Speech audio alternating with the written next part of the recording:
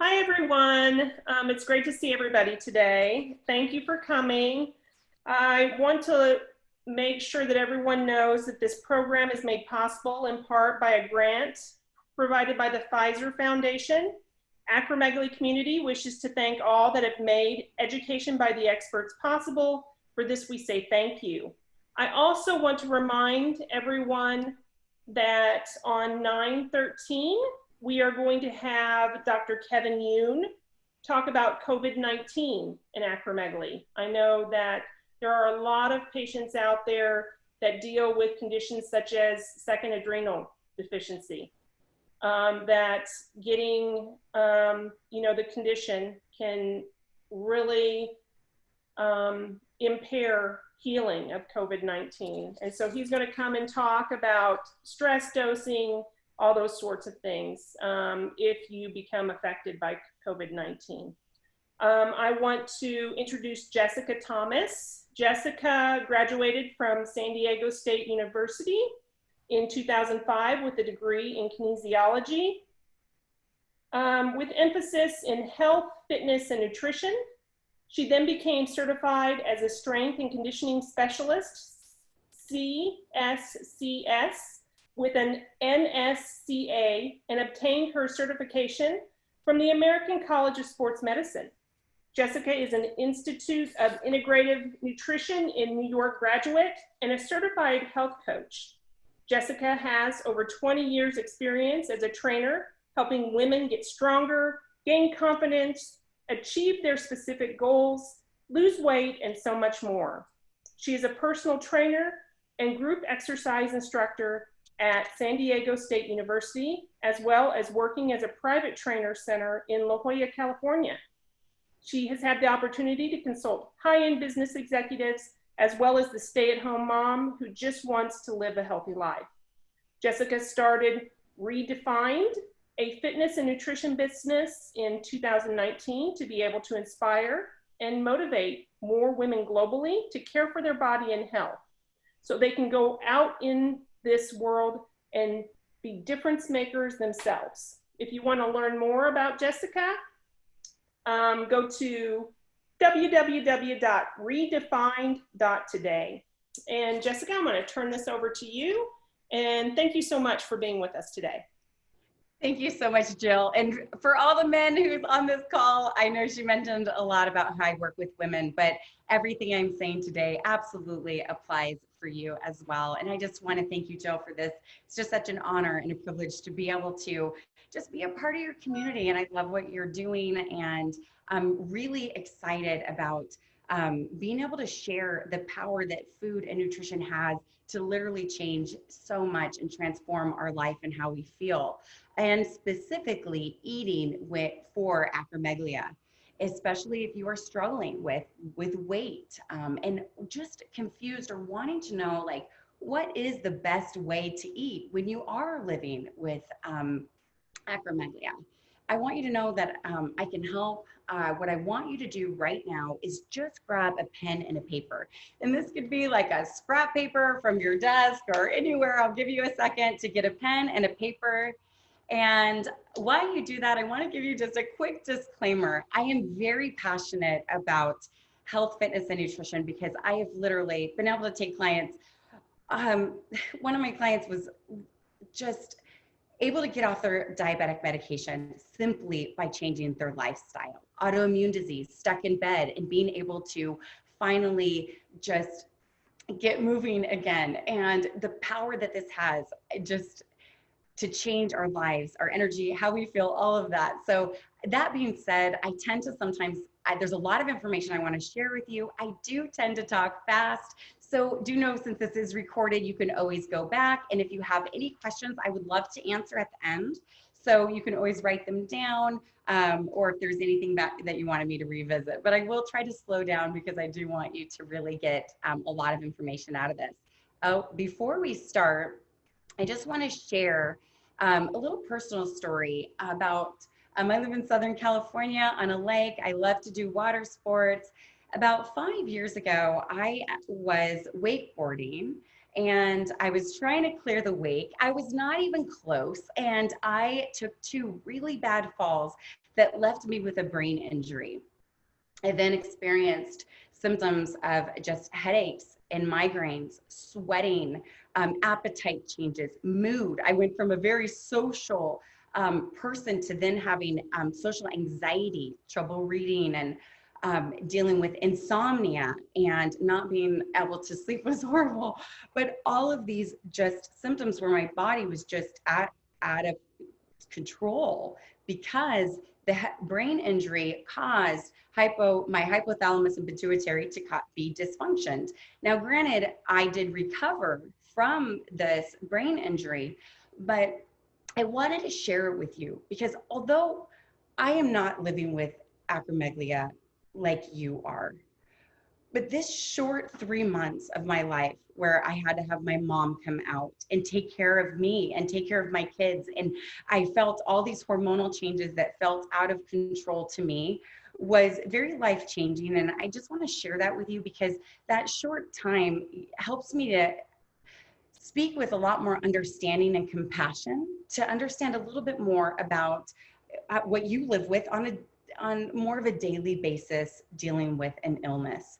And that being said, I understand the challenges of eating healthy when you're dealing with symptoms like brain fog, headaches, fatigue. You have doctor's appointments and shots, trouble sleeping, gaining weight, feeling hungry all the time, joint pain, making it hard to want to move, just overall not feeling well. And then you have to deal with life on top of that. It's hard. It's hard. And I understand those challenges, which is why I'm just so thankful that you are here, because I want to give you solutions to help work through some of these so that you still can use food and nutrition and take care of yourself and use food as medicine despite these challenges that you're up against. When so much maybe seems out of your control, I want to leave you with hope today and really give you things that you can do that are absolutely in your control, like the actions we take and the food we're putting in our body to nourish us. Food and exercise absolutely work like medicine. I love this quote from Anne Wigmore: the food you eat can either be the safest form of medicine or the slowest form of poison. And I just want to really encourage you that it totally works. And I'm so thankful that you're here. And I want to encourage you to eat. I want to talk in this call about how to eat to feel better and not worse. Because the foods that we're putting in our body absolutely can boost our mood. You know, getting in foods that are precursors, like things like tryptophan, eating turkey that has tryptophan that can boost our serotonin. That's going to make us feel more calm and just more peaceful, better moods, right? And more energizing how we eat and what we eat. We could even eat to improve our sleep. And also, when you're living with acromegaly, you are already dealing with so much. And I know that it can oftentimes lead to other further health complications, diabetes and high blood pressure, high cholesterol. Some of you guys may be already living with those, or you're not, but maybe pre-diabetic. And so how we eat can help to reverse some of those, even though I can't reverse. I mean, obviously, food's not going to cure acromegaly, but it can absolutely prevent some of these other health problems that can really impact the quality of our lives. So prevention and even reversing some of those other ones, reducing joint pain and inflammation by simply changing what's on our plate. So I just want to encourage you with that. And one thing that I want you to do, and you can even just hold on to this paper that you grabbed to take notes on today, is to write how do you feel 1 hour after you're eating. So I know it's very easy to get frustrated with the scale. And if your goal is to lose weight, it can be very frustrating when you're dealing with these things that are maybe feel out of your control. So what I want to encourage you to do, instead of focusing so much on, if your goal is weight loss, the scale, I really want you to connect how food is making you feel. And what I have found working with my clients is that when we connect that, oh my gosh, when I eat this heavy meal or overeat, I feel sluggish and tired and experience more inflammation in my body. And you can connect, wow, when I eat this way, I feel more energized. I'm sleeping better. Hey, my joints hurt a little bit less. And you can connect how you're feeling so that, what I want you to do is after you eat, I want you to feel lighter, more energized, and ready for the next activity you have going on. And so simply connecting and paying attention to how you feel 1 hour after you're eating is a really great way to be able to see the connection between food and how it's impacting your life. And that being said, I want you to grab your pen and paper right now. And I want you to just write down, like, why? Obviously, you're here listening to this because you do care about your health. You do care about, you maybe want to change how you're eating. You know the foods you're not eating are not really supporting the life that you want to have, but yet it still is a struggle. And what I want you to do in order to change like our behavior and what we do and how we do things, we first have to get to the why. Like, why does this matter to you?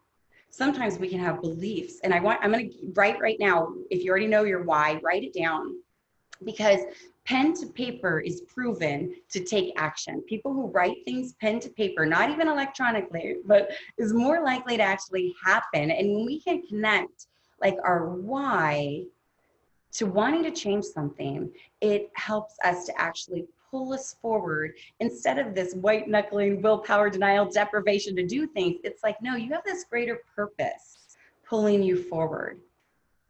Thinking about your beliefs, even about food. If you're already dealing with an illness, I know sometimes it could be like, well, what's this? I'm already dealing with this. What is eating this apple gonna help me, right? Like, how is eating healthy really gonna do anything when I'm already dealing with all of this already? And that belief can be a hindering belief from even holding us back from making those changes. So it's kind of both. It's like, what are beliefs holding you back? And then also changing those beliefs to like, no, I can absolutely change how I feel and live. And this matters to me because maybe you have grandkids or you have kids yourself and you want to be able to have the energy and to do the things that you want to do. And so what is that for you? Okay, now if you have that written down, please stand up. All I want you to do, I'm not going to call on you. Don't worry. I'm not going to have you answer. I just want you to simply stand up once you have written down your why. Just simply stand up. Okay. And just go ahead right here. I just want you to rock your hands back and forth like this. Okay, you can go ahead and have a seat. I just want you guys to get moving, and I will talk more about that later. Okay, but just hopefully you feel a little burst by just standing up. Okay, so we have to know our why, and now I want to get to the research specifically for acromegaly. So the New England Journal of Medicine studied for acromegaly treatment showed that a very low carbohydrate diet can down-regulate growth hormone receptors and reduce IGF-1 synthesis. This is essential for you to know. And this is why in this Zoom call, I'm going to show you exactly how to eat to help bring growth hormone down. There's two things I want you to do. And part of this is our carbohydrates. And I'm going to show you how to do that. But I just want to talk about this study really quickly, is that it was pretty dramatic, the results that they had. It was 11 people, but they reduced their carbohydrates all the way down to 50 grams, which can be really challenging to do. And I think sometimes also counting, if you're wanting to do this, I feel like there's can be a lot of challenges in sometimes counting. You have enough going on right now that sometimes keeping track and writing down your food and counting all these numbers can be just one less thing that you really don't need to do, but you want these results. So in today's video, I'm going to show you how you can eat in a way that can help to do this without having it be maybe more complicated and time consuming, a very simple way. Okay, we also know ghrelin. Now, ghrelin is what is known as a hunger hormone, and that strongly stimulates growth hormone. So we know if we can bring ghrelin down, then we're going to bring growth hormone down. So how do you do that? I think it's important to know what increases ghrelin, and then I'm going to share what decreases ghrelin. So I understand if you have gained, and I know this is a time too with COVID that a lot of people have experienced weight gain, and then also if you're dealing with changing hormones and even acromegaly itself, and have experienced gaining weight, oftentimes it could be easy to maybe want to try different diets, crash dieting, severely restricting our calories. And those two things, I know I mentioned on here in one of the images, intermittent fasting is extremely popular, but I do not recommend that for you, because this going for a long period of time of not eating could sometimes lead to more of a restriction and then a binge type behavior. So then overeating, and then this vicious cycle of like eating, repenting, repeating, trying to go these long periods of time. I know that is popular right now, but for your body, this is not going to be the healthiest thing for you due to the ghrelin hormone. And then I also recommend, and then also for food choices can also increase ghrelin, and I'm going to show you upgrades for that, and also how to do it, because if you are eating, because changing our eating habits are hard. So I'm going to talk about how to do that. So first, I want to show 5 natural ways to decrease ghrelin simply by the things that we are doing. So the first one is getting in enough protein. Protein helps us to feel satisfied, and so it can really help to decrease this. Enough healthy fats. Healthy fats help to stay satisfied longer and again, decrease hunger. Number 3 is small, more frequent meals. And this goes back to, again, why I don't recommend the crash dieting or going for super long periods of time without eating. You absolutely want to go long enough where you are helping with your insulin sensitivity, but not going so long that then you're going to end up crashing. And I'll talk more about that. But I would recommend more small, frequent meals. So that looks like a balanced breakfast, lunch, dinner, and maybe 1 to 2 snacks in between. And I will share some samples with you. And then number 4 is stress release. I mean, we all know, chronic stress makes us hungry, right? Anybody experience this? I don't have to ask you, I know. I mean, short-term stress can decrease our appetite for sure. But oftentimes, if we have chronic stress, and if you're dealing with an illness, that can lead to chronic stress. So I'm thankful that Jill said next week talking about more of the adrenal stuff, because our stress hormones absolutely impact our appetite, and chronic stress leads to hunger. So we have to find these tools to release stress, because our high stress can really impact our ability to be able to even eat healthy. Just quickly, I have the sunrise because I just encourage you guys to get outside. This is one quick thing that we can do. Sometimes I find we can be trying, we know our stress is high and we're trying to that being stressed stresses us out. Anybody experience that? But simply stepping outside into the sunshine, into nature, into fresh air, research proves even just 20 minutes in nature can decrease cortisol, the stress hormone. So I always recommend taking a counterbalance approach in a really positive way, adding in laughter, watching something funny, just getting out in nature, like I mentioned, and really just things that we can do that naturally help us to decrease stress. Exercise, releasing the stress can really help to decrease our hunger. And the last one, number 5, is sleep.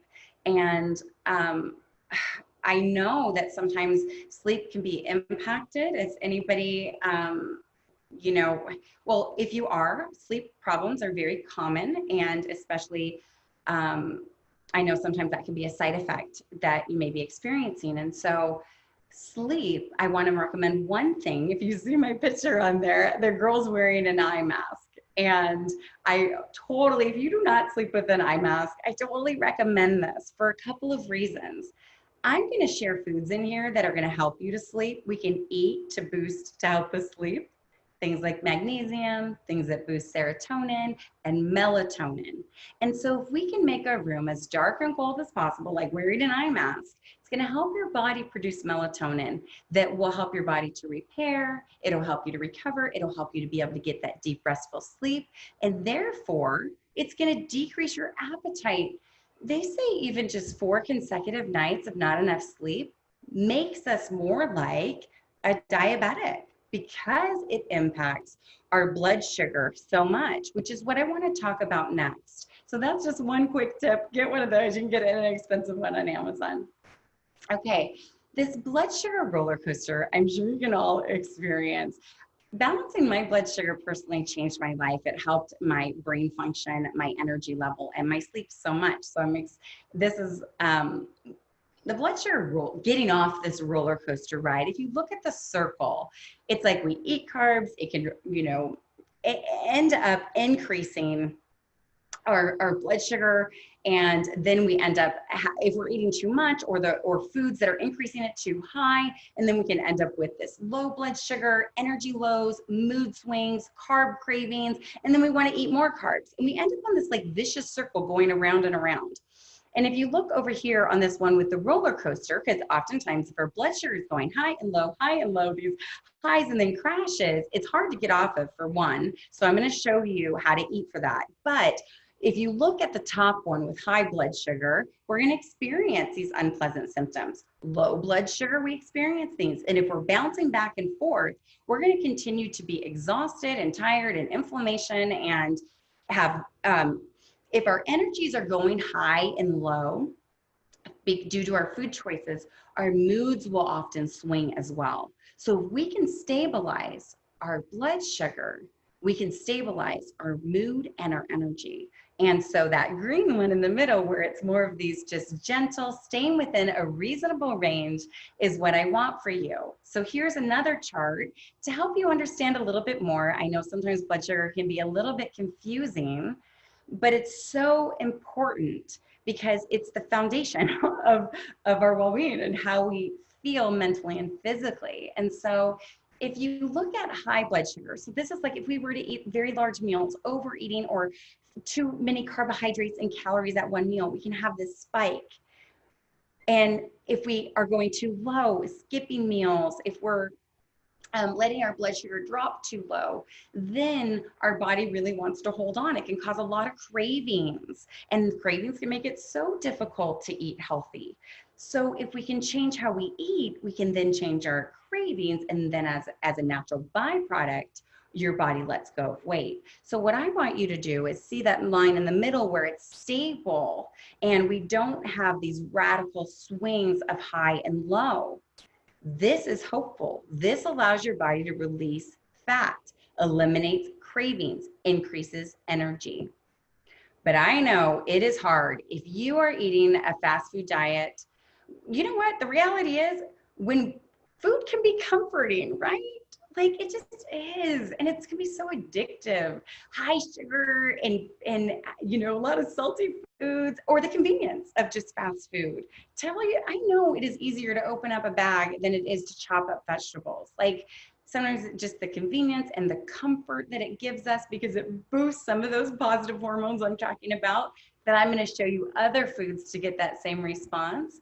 But I want to crowd these foods out, because we know they can trigger mood swings, inflammation, and cause this high and low in our body. And so, I really want you to pay attention to how much white flour and things, high fructose corn syrup, how much sugar is in things, because when we can crowd these foods out, and what I find too, what I mean by crowd out, I don't want you to focus on not having these foods.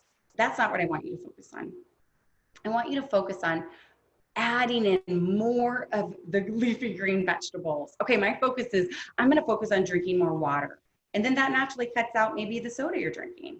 And it's so much more positive for us and a better experience instead of like, sometimes you guys all know, I'm not gonna have that cookie if you've ever done this. I'm not gonna have that cookie. But then when you're saying that, all we're doing is thinking about the cookie. And so sometimes so how we approach this of changing the way that we're eating matters. And so I just, but knowing, here's a little quick tip at the bottom is like, if you take like a piece, when I talk about just easy ways to keep your blood sugar more balanced.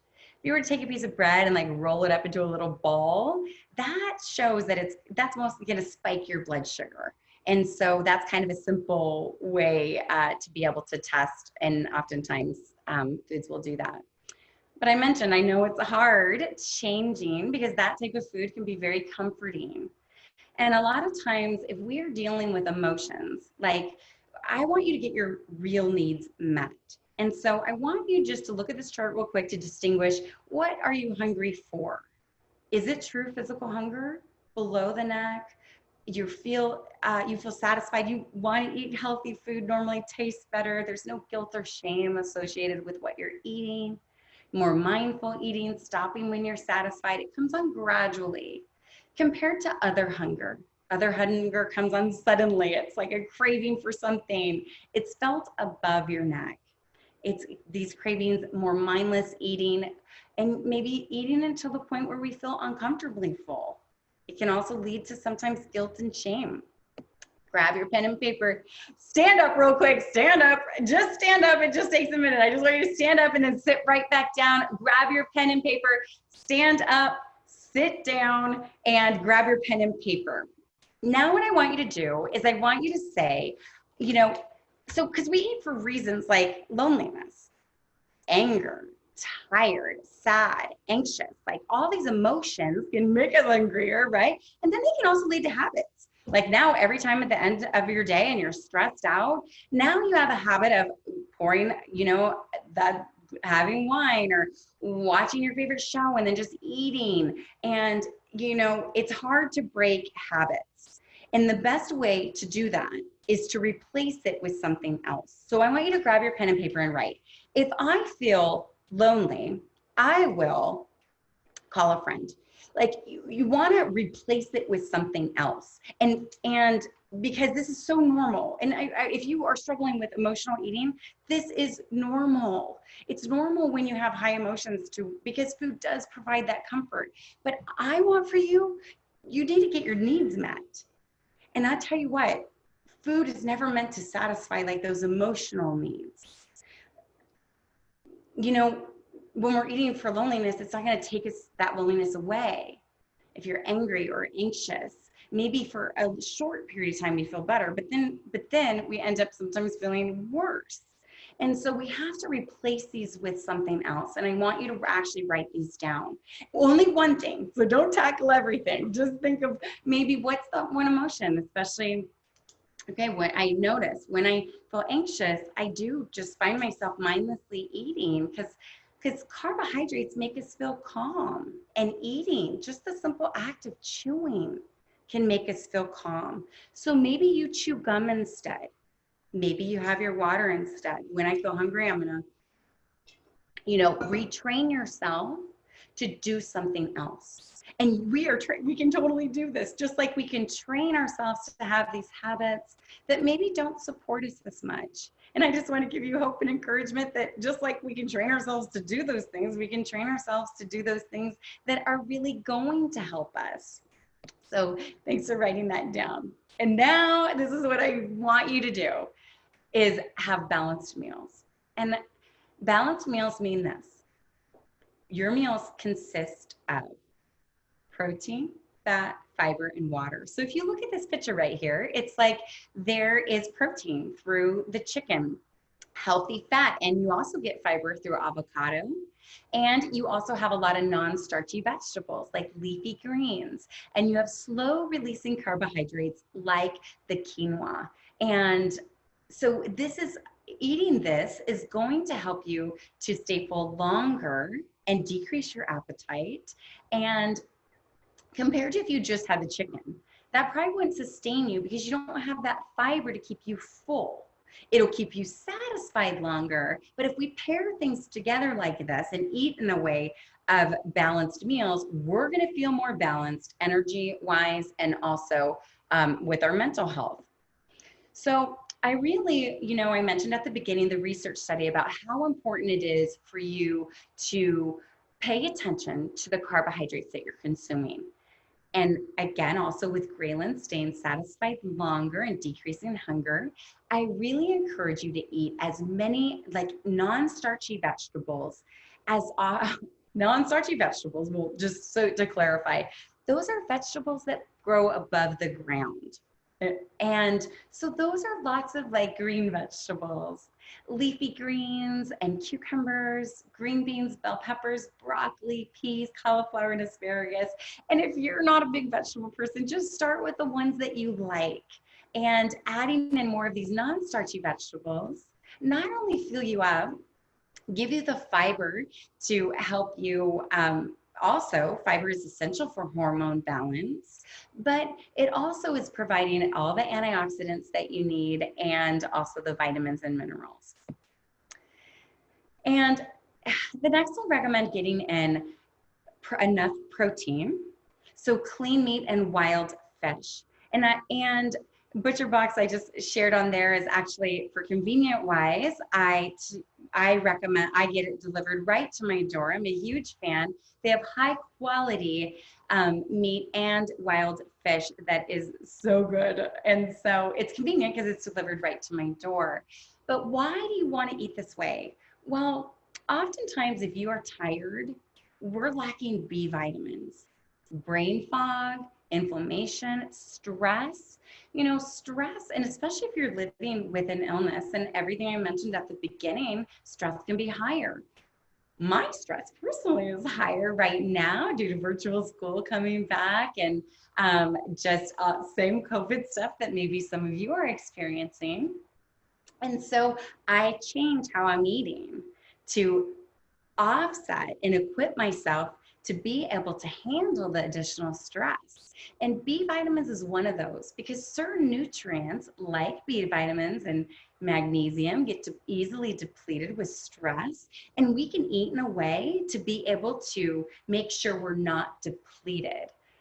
Oftentimes when we're lacking key nutrients, it can also lead to triggering a lot of cravings. So it helps. B vitamins are essential for our mental and emotional well-being, and they give us energy. And we can get that through wild fish. And omegas are extremely important too. I know a lot of times with acromegaly, you could be dealing with inflammation and joint pain that can make things more difficult, even down to chopping things or eating healthier and wanting to exercise and knowing those benefits, but it's hard when you're in pain. This can really help because the omegas, like eating wild fish 3 times a week or even supplementing with additional omegas, they have an anti-inflammatory. So think about it, it's like taking an Advil, but no side effects. Only benefit things that will also benefit our moods and our brain health. So those are extremely important. Speaking about, again, food as medicine and omegas, we want to get in healthy fats, but this is so interesting.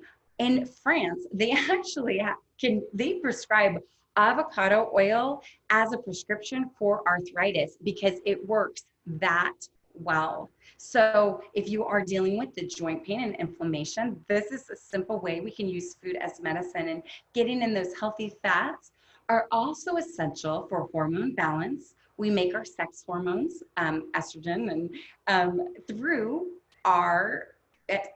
fat. Getting in healthy fat helps us to have hormone balance. Healthy fats also help us to lose fat and then also help our brain function to function properly. But healthy fats, so things like avocado oil and coconut butter are great options to be able to get in. Okay. And now I recommend, so carbohydrates can be so complicated sometimes, I feel like, and I want to make that really simple for you. You want to eat slow carbohydrates, which you may have also heard as complex carbohydrates. That just means they have fiber to slow that down. In comparison, when I talked earlier about like taking a piece of bread and rolling it into like a little ball that can spike your blood sugar, well, that oftentimes maybe is lower in fiber compared to these slower carbohydrates. Think like wet carbs versus dry carbs, the difference between sweet potatoes, quinoa, steel-cut oatmeal, compared to maybe crackers and chips and things like that, that maybe isn't providing the water in addition to it. And these slower carbohydrates like root vegetables, they provide the carbs we need to actually help us to deal with stress better and calm us down. They help us to feel grounded. But the choice, the different carbs work differently, right? So the more of the processed carbohydrates, maybe they can end up putting us on that roller coaster ride, where these slow carbohydrates won't. They're more grounding, stabilizing. They can decrease cravings for us and give us more sustainable energy, instead of that quick high and then a crash. And and then also, again, the research study that I mentioned, going lower carbohydrates can sometimes be challenging. And so what I recommend doing is to upgrade that with vegetables. So maybe instead of having bread on your sandwich, this is an opportunity to add in more vitamins and minerals and key nutrients that your body is gonna feel really good on. So maybe lettuce wraps, zucchini noodles. If you've ever heard of like a spiralizer, that picture down with those little zucchini noodles. There's a spiralizer that can actually take our vegetables and turn them into noodles. So you can still enjoy maybe just upgrading from your pasta to getting in. It's a good way to get in more vegetables and keep those carbohydrates lower. Now that may seem so foreign to you, of like, oh man, I love my pasta. There's also good choices, like they make brown rice noodles. You can buy brown rice spaghetti noodles, and that would be a great upgrade. I just want to encourage you, where I know that there's a variety of people from different countries listening, and different ages and different eating habits. And so I want to make sure that I'm providing options for all of you. And so some people maybe are eating a really healthy diet and want to upgrade that, or you could just be have a diet that it needs just a lot more changes maybe that you want to make. So I just encourage you, it's all about small changes. I don't want you to ever feel it's just like, okay, because you know what, when it's just the next step. What I'm trying to say is I don't want this to intimidate you at all with making so many changes at one time. But when we can make these small swaps and upgrades, and we start to feel better, and as you feel better and you see progress creates momentum, and it's then easier to keep going. But if you try to take on everything at one time, it could be like, forget it, right? You could maybe feel overwhelmed and throw our hands up like, this is too hard, and not do it. And that's the last thing I would ever want for you. Know that these small changes can make a really big difference. Okay, another great food to add in are nuts and seeds. Are so great for you because they help us to stay full longer. They also have magnesium and vitamin E that can improve sleep, again, making it easier to eat healthier and feel better. Things like selenium, because if you are dealing with stress, that can oftentimes impact our thyroid, and we can get in key nutrients from our food that can help us to heal and also prevent some of these health problems from happening. Inflammation in our body, when we're dealing with an illness, it can cause a lot of inflammation. And so you want to be able to get in foods that are going to be able to help with that, especially with our brain function. So walnuts are something that's really good for our brain function. And I also recommend eating low sugar fruit. So maybe instead, I know it's so hard, but if you're working on trying to balance your blood sugar out, sticking to lower carbohydrate, lower sugar fruits will help you to feel more satisfied. So simple switches. Red apples have more sugar than green apples. So switching to green apples could be a great choice. Berries are extremely high in fiber and all the antioxidants to help you feel better as well. I mentioned quickly about when you're dealing with illness, your body can be very inflamed, and that can lead to a lot of acidity. Maybe acidity, you can think about experiencing things like heartburn and just acidity cause a lot of, it makes us tired, honestly, because your body wants to stay balanced. But we can add in foods that are very alkalizing to our body, like lemons and limes. Um, lemons, speaking of lemons, actually, if you add lemon to your water, and I would love, hopefully, if we have time at the end, to share with you one of my favorite lemon recipes, lemon drink that I love. Lemon can actually help and prevent those blood sugar spikes. So if you are already dealing with and you experience those energy highs and lows and with blood sugar, drinking lemon water prior to eating can help prevent that spike. Things like kiwi, if you're dealing with trouble sleeping, kiwi can help boost serotonin, which can help to sleep. Partially green bananas instead of green bananas. Ripe bananas have a higher sugar content, but partially green bananas, our body processes different, like a resistant carb. So it doesn't spike our blood sugar. And so these are simple ways too that you can sometimes enjoy those foods that you love, but just in a little bit of a different way. Grapefruit is great as well, but I do want to caution, again, food does work like medicine. And so it can also impact the medication you're taking. So if you're taking statins, then I do not recommend eating grapefruit, but otherwise it's great. Okay, sugar, should we even talk about, we have to talk about sugar because, I mean, who doesn't love sugar? I mean, sugar makes us want more sugar. And I think if you are trying to eat healthier, I think getting off sugar is one of the most challenging things to do. And what I want to share with you is one thing that really helped me so much and helped so many of my clients is being able to still enjoy the sweetness that's not going to impact your blood sugar.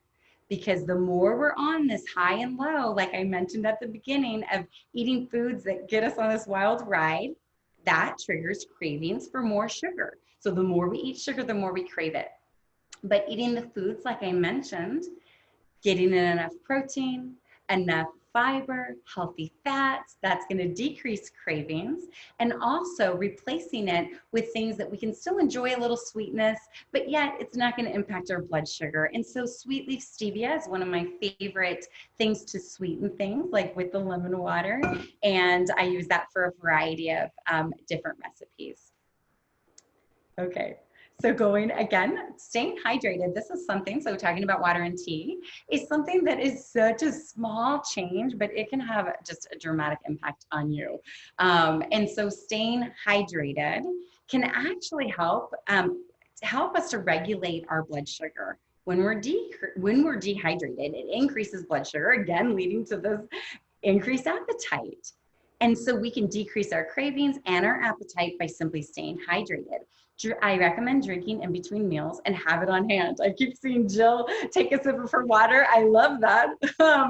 And I find if you just start slow if you're not used to drinking water. I recommend 1 liter per 50 pounds of body weight. And I find if you have a bigger cup, you're going to drink more.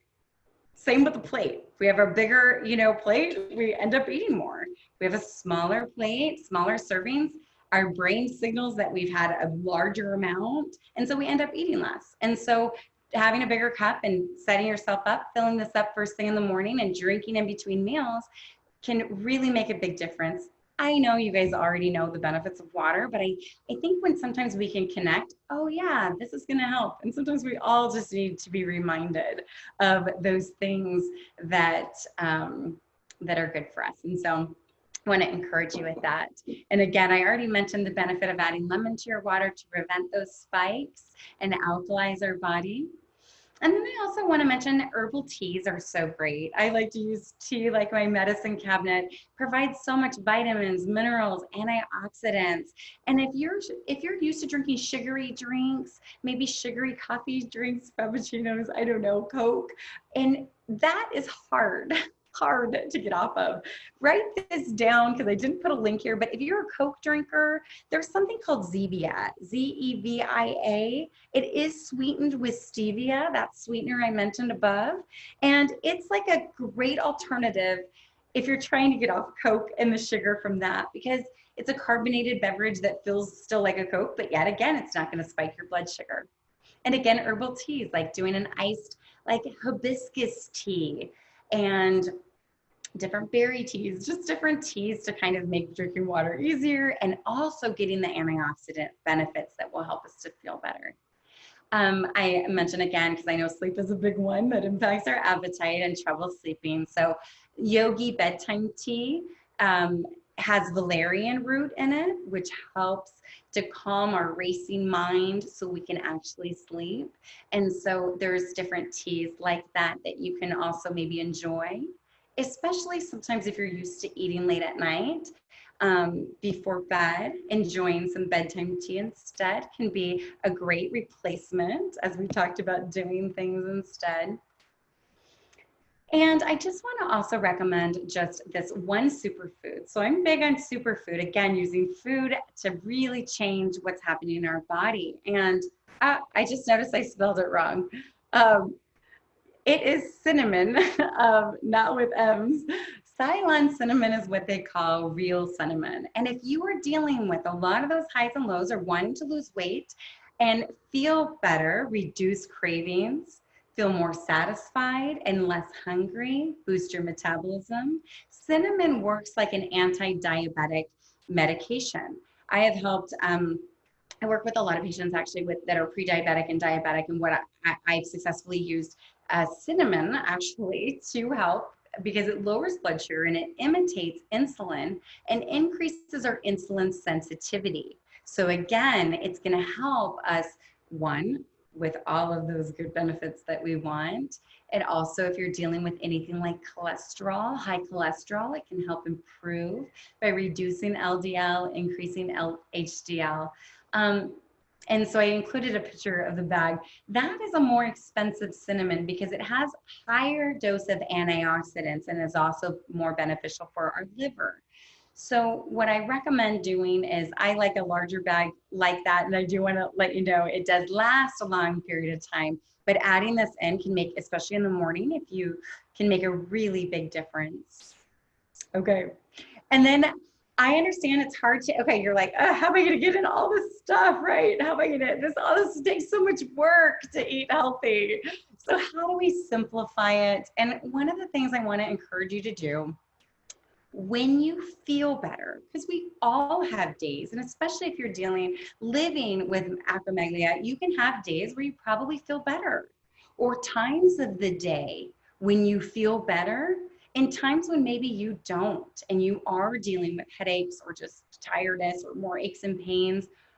I want to encourage you when you feel better to set yourself up for success. So maybe batch cooking and having simple things, hard boiling eggs that are on hand in the refrigerator.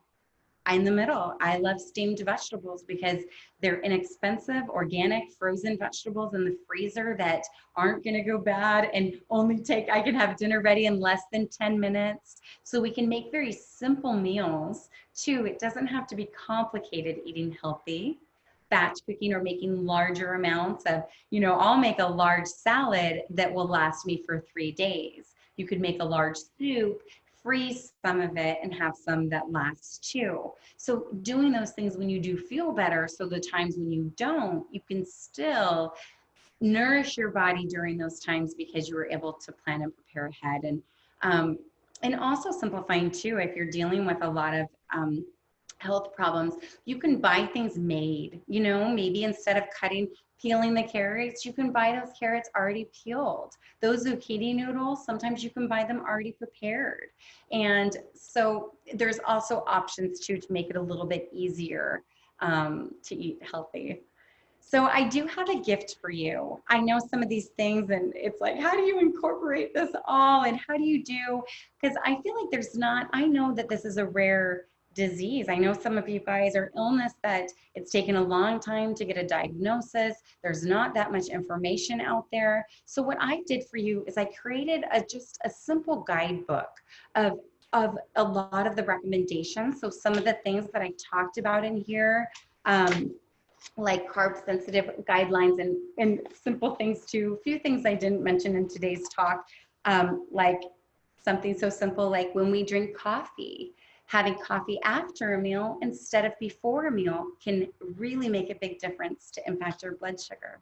If you are going to have dessert, having it within 30 minutes after a complete meal can help to prevent that spike in blood sugar. So there's some of those tips. And then I also include in here just some simple recipes that are easy to make and include a lot of alkalizing and blood sugar stabilizing recipes and snack ideas for you that are very simple in how to have balanced snacks, balanced meals. So I know that if you message Jill, she can definitely get this to you. Speaking again about simplifying, I like to also do this. You can't really see it. It's like it's at the picture at the bottom. Sheet pan recipes are great because you can chop everything up. It's one pan and roast it all. And then you do have the combination using avocado oil, the protein. So you have healthy fat, protein, fiber, and the water and the vegetables. And so I just, that chia seed pudding down there too, I know that may seem a little bit weird, but that's a great way to get in the seeds. And dessert, when I talk about one of the hardest things, I think, again, is sugar. And so when making something that still satisfies that sweet tooth, makes you feel like you're having a dessert, but also is going to make you feel really good afterwards. Having those replacements can really help to set you up for success and make it a lot more enjoyable. I want eating healthy to be enjoyable. It doesn't have to be so miserable, you know, when we make foods that we like. All right. So now I want to talk about the best exercise for acromegaly, because we know, I just want to quickly talk about, like, exercise does work like medicine, just like these food choices that we're doing and how we're eating. It can increase endorphins. Endorphins work like a pain reliever. Adrenaline gives us energy. Dopamine makes us feel happy. So we can move our body and eat in a way to change our neurochemicals and our hormones to feel better, more happy, confident, energized, and just decrease anxiety and stress and even physical pain, like I mentioned. But when you are dealing with acromegaly, I know it can be hard if you are in pain and low energy. But I want to encourage you. Well, I had you stand up and do that just to experience. I hope even that short time, when we just stand up and sit down, it's like, oh, you're just moving our body. Doesn't have to be these painstaking hours, sweating it out at this really intense class or an hour at the gym. We can just be active by moving our body, by standing more. If you're working at your desk, maybe stand when you can, or, you know, sitting on an exercise ball. These little things we can incorporate to add in more physical activity. Even 5 minutes, like we put at the bottom, can give us these mood boosting effects. So it doesn't always have to be like these long, intense workouts that when you're already dealing with inflammation, I recommend recovery exercise and staying active. But it's so important to do this so that you are active. So again, find those ways to move more. Simply standing. Walking is so underestimated, the power that walking has.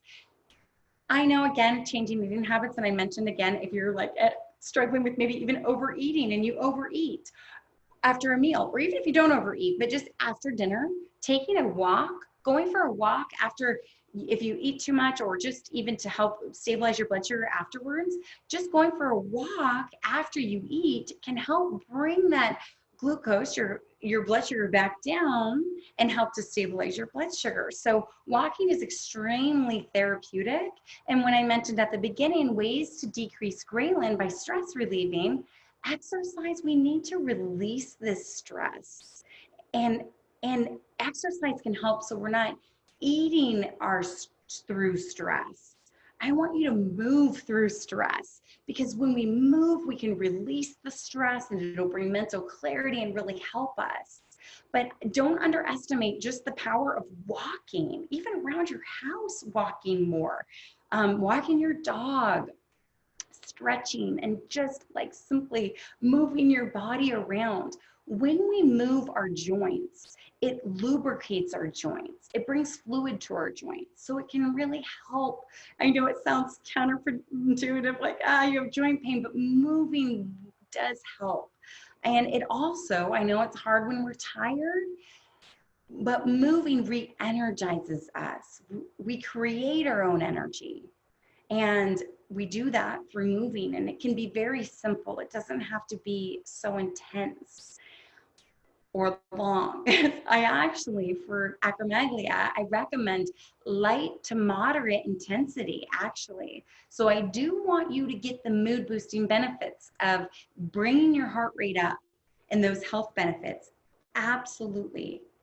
But I don't want it to cause a crash. So if you are exercising so intensely that then you're ending up feeling worse, back it off. You know, go to this light to moderate intensity. Sometimes I find that happens too. If you're just getting into strength training again and lifting weights, it's like doing too much can make it really uncomfortable. And then we're like, I'm not doing this. So start slow. And strength training doesn't have to be complicated. A resistance band, you can work everything with a resistance band, and that is inexpensive, lightweight, and easy to store at home. A set of just light dumbbells that you can do, and your own body weight. I'm actually standing in my kitchen. You can easily incorporate exercises like push-ups on your kitchen counter while you're making your coffee in the morning. And just finding these ways to add in more movement will help to energize you from the inside out. And also the strength training and the movement, again, it literally changes what we do with our food when we eat it, whether it's being stored or whether we're going to be able to use it as energy. We can exercise increases, we can double our mitochondria, which is the powerhouse of our cell. We can, so it really does work. Again, there's no pharmaceutical drug out there ever that will work like exercise. And so I just want to really encourage you to find ways to add in movement, even the simplest movement. I want to encourage you that you absolutely can do this. And what I would like for you to do right now is to grab your pen and paper. You can actually stand up if you need to and sit back down. Grab your pen and paper, and what I want you to do is to write down 1 to 3 things you can start doing today. Now, I covered a lot of stuff about upgrades, adding in more vegetables, adding in more water, how to do this. Anything I said today, just 1 to 3 things that you can start doing today.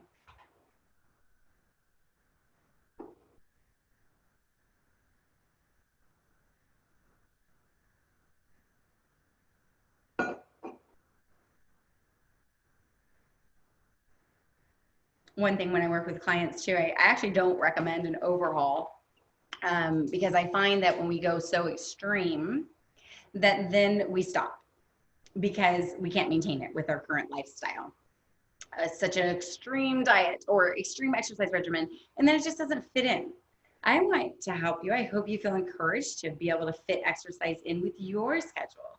Doing it first thing in the morning can help, or, you know, this healthy eating to fit it in with making these small changes can allow us to make a lifestyle change that then will help, again, to prevent these, to reverse things that we may be dealing with and to really feel our absolute best. So I want to really encourage you that don't ever underestimate the power of just a small change. And again, like I mentioned, it creates momentum, and then we start feeling better, and then it's easier to continue to make more changes. So each week, if you're focusing on, okay, 1 to 3 things that you can start doing, things work. Like as we move our body, sometimes it's easier than to eat healthier and vice versa. Okay, starting with eating healthy, now it's easier to start moving our body more. So it creates, again, this momentum and this natural motivation for us. So it's 5 o'clock. I just want to thank you guys so much for joining. You can follow me on social media, and I would love to answer anybody's questions right now, if anybody has any questions for me. So it looks like there's a couple questions on here. One of the things is, how do you suggest incorporating the cinnamon on a daily basis?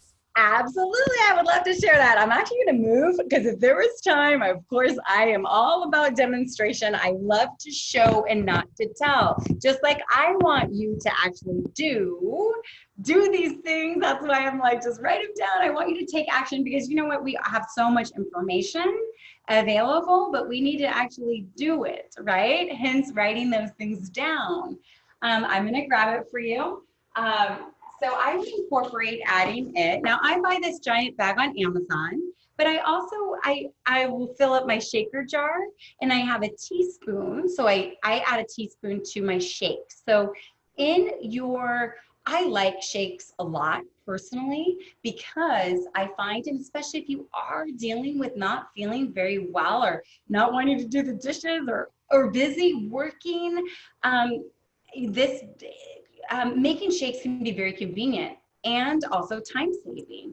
And we can add in all of that healthy fiber and fat and things like superfoods into our shake. And it's portable and easy to go. So in that book that you can download, or that Jill's going to provide for you, that she'll send you, I provided actually a lot of shake recipes because that's my go-to. It's because how we start, one thing I want to say that I didn't say, how we start the day can directly impact how we feel and our appetite and hunger for the rest of the day. So I like a shake that is just portable, easy, and I like to add cinnamon in the shake in the morning because then that naturally decreases our cravings and appetite, all those benefits I shared with you. So I like to do a couple different things. So one, I mentioned taking a teaspoon and adding it to a protein shake, a smart protein shake that has fat, fiber, protein, and water. Now, when I talk about those blood sugar things, and I mentioned a green apple, but have you ever eaten an apple and then after you eat the apple, you actually feel hungrier after you have an apple than before? That's the blood sugar I'm talking about, even with something healthy. To prevent that, you can add cinnamon to it. So I slice the apple, I sprinkle a ton of cinnamon on my apple, and then I also will pair it with something like raw cashews or a hard-boiled egg, something that has protein, fat, and so it's a smart snack. And those are all included in the guidebook I made for you. But smart snacks are so important too, not just the apple, but pairing it together. And yeah, those are some of my favorite ways. What else? You can add it to whatever.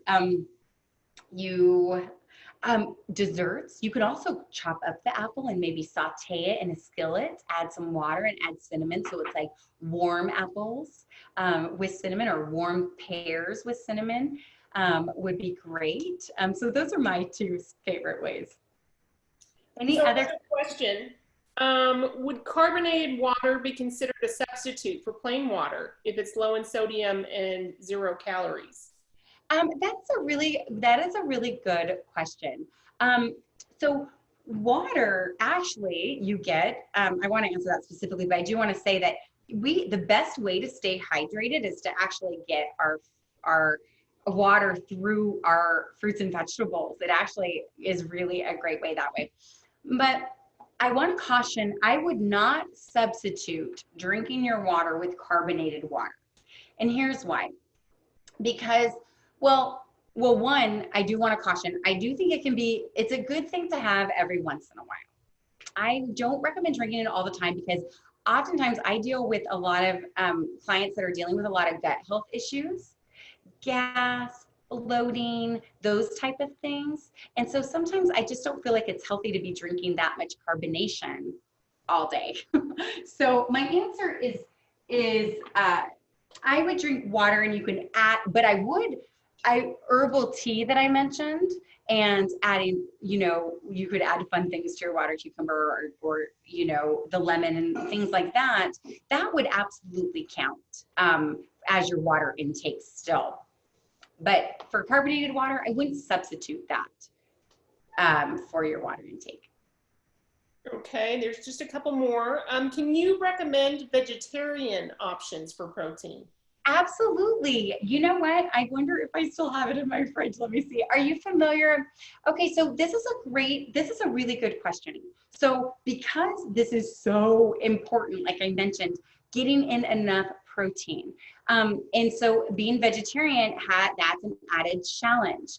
What I would recommend doing would be getting in, you want to smart food combine, which if you're a vegetarian, you probably already know this, but would be combining beans and rice together, make a complete protein. You can also add in things that have more fiber and protein in. You guys can see all my frozen vegetables I mentioned. But things like sprouted grains, like these Ezekiel tortilla is a sprouted grain.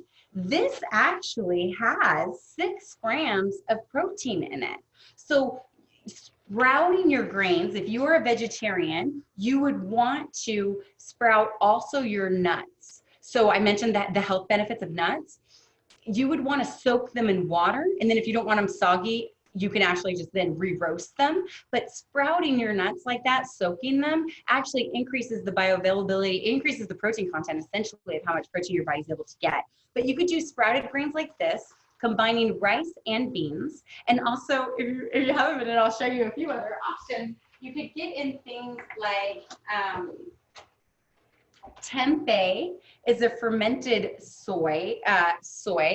I don't recommend soy. I'm not a big fan of soy because of the impact it has on our thyroid. However, tempeh is a fermented form of soy that's very inexpensive, so it's great financially, and it also is higher in protein. And you can chop it up. I hope I have it. I can check. I might have some in my fridge. And make a stir fry with broccoli, and you would use it just like you would chicken. And I also, you can also get in things like lentils, like this. I like showing you this too, because especially if you aren't feeling good, you don't want to make that homemade soup. Amy's light and sodium soup are one of my favorites because, here you are getting some protein in here, and you're also getting some healthy fat and carbohydrates. And it's convenient, these lentil soups. So lentil and split pea would be great from Amy's Light and Sodium. Another option would be a plant-based protein powder. So maybe I'm a really big fan of pea protein. So pea protein powder would be great. And you could make a shake out of that. You can add that to your steel cut oatmeal or, yeah, does that give you some good options? While you read the next question, I want to see if I have that tempeh. I don't think I do. Okay, so someone asked, is low-fat organic yogurt okay? This is a great question. I don't recommend that. No, I don't recommend low fat. I recommend because low fat organic yogurt is oftentimes probably going to have a lot of, sugar. Oftentimes yogurt has a lot of sugar in it. So I am a big fan of the probiotics, but you want the fat from the yogurt. I would recommend a full fat yogurt. And I also would watch the sugar that's, look at the sugar that's in there. Some yogurts have like 30 grams of sugar. And I don't know about you, 30 grams of sugar, I would rather have a piece of cake, not a yogurt. So there is that to look at. This is something that I give my kids is this Stonyfield organic probiotic yogurt. But what I recommend is goat and sheep yogurt unsweetened. And this is more expensive. I do buy it on sale. I'm waiting till it goes on sale, but if you have goat or sheep yogurt, this is really a good choice. And you're getting those probiotics, and you're also getting in things that are going to also help with satiety. This does not have, it has 6 grams of protein in here as well, and it's much lower in sugar than regular stuff. But if you wanted to still sweeten this, because you may not like the taste of it plain, another option could be, again, talking about the benefits of omegas, getting in those anti-inflammatories. There's Barleans make this omega swirl. This is called, this is orange cream. This is one of my favorites. And this is an omega supplement. And this is so good to like pour. It's good off the spoon, honestly. I'm not joking. My kids really like it off the spoon too. It actually tastes sweet, but this is a great way where you could mix in other things instead of just having the high sugar yogurt that most conventional, most yogurts have. So yeah, adding something like this, and then you have a great option. Great talk. Thank you, Jessica. That I want to mention I saw that there were some questions about recipes that Jessica did make an acromegaly guidebook that does have some recipes in it. She's going to be sending it to me. You can either email me at acromegalyinspiration@gmail.com or instant message me. And after I get it from her, I will forward it on to all of you. And once again, I want to give you Jessica's website. It is www.refined.today, TODAY. And thank you so much. It was such an informative talk, and we hope to have you on again in the future. Thank you so much for joining. And I also, if you're looking for more recipes too, on Instagram, I will sometimes post recipes or share. I'll go live and I'll make breakfast and show things. So yes, if you are interested in finding more information. But thank you so much for joining. And I just want you to leave feeling hopeful, encouraged, and just one small step after another. And food really can change how we feel and think. So I'm excited for you to start making your 1 to 3 changes. And thank you so much, Jill.